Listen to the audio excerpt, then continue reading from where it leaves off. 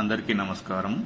గౌరవనీయులు రాష్ట్ర ముఖ్యమంత్రి వర్యులు శ్రీ నారా చంద్రబాబు నాయుడు గారి ఆదేశానుసారము ఆగస్టు 15వ తారీఖు నుంచి రాష్ట్రంలో మహిళలందరికీ ఉచిత ప్రయాణ సౌకర్యము కల్పించడం జరుగుతున్నది. దానికి అనుగుణంగా యూటీఎస్ సాఫ్ట్వేర్లో మహిళలకు ఫ్రీ టికెట్ ఎలా ఇష్యూ చేయాలో ఇప్పుడు తెలుసుకుందాం. సో మన యూటీఎస్ మిషన్లో యాప్ ఓపెన్ చేయగానే మనకు స్క్రీన్లో చూపిస్తున్న విధంగా ఇట్లా కనబడుతుంది.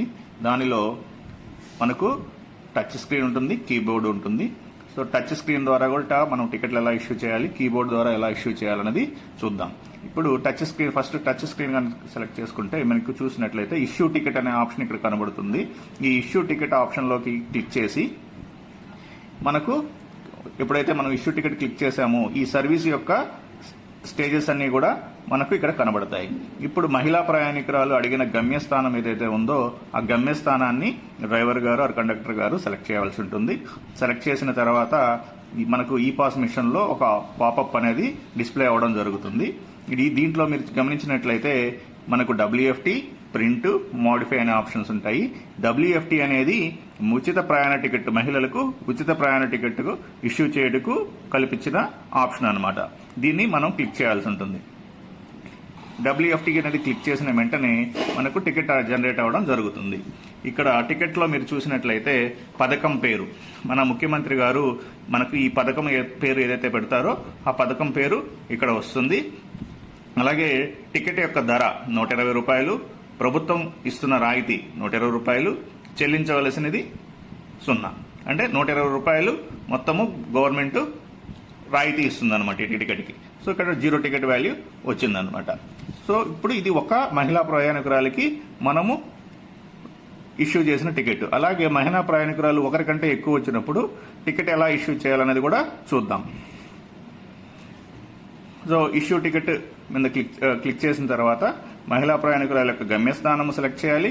వచ్చిన దీంట్లో పాపప్ వస్తుంది ఈ పాస్లో. ఆ పాపప్లో మోడిఫై అనే ఆప్షన్ని క్లిక్ చేయండి.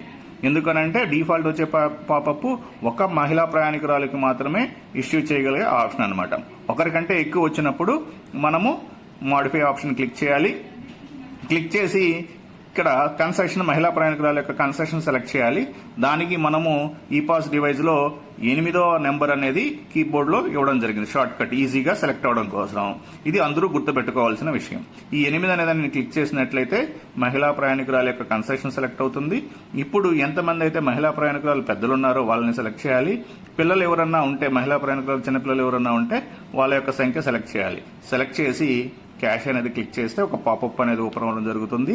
దీంట్లో టికెట్ ఇష్యూ చేసే ముందు కన్ఫర్మేషన్, ఎంత టికెట్ అమౌంట్ ఎంత ఉంది, సో ఎంత మనం ప్యాసింజర్ దగ్గర నుంచి కలెక్ట్ చేయాలన్నది కూడా ఇక్కడ చూపిస్తుంది. ఇక్కడ చూస్తే ఫేర్ 0, ఫేర్ టు కలెక్ట్ అనేది 0 ఏమీ కలెక్ట్ చేయవలేదు ఇక్కడ. ఇప్పుడు ఈ ప్రింట్ అనే ఆప్షన్ మీద కనుక క్లిక్ చేసినట్లయితే టికెట్ అనేది జనరేట్ అవ్వడం జరుగుతుంది.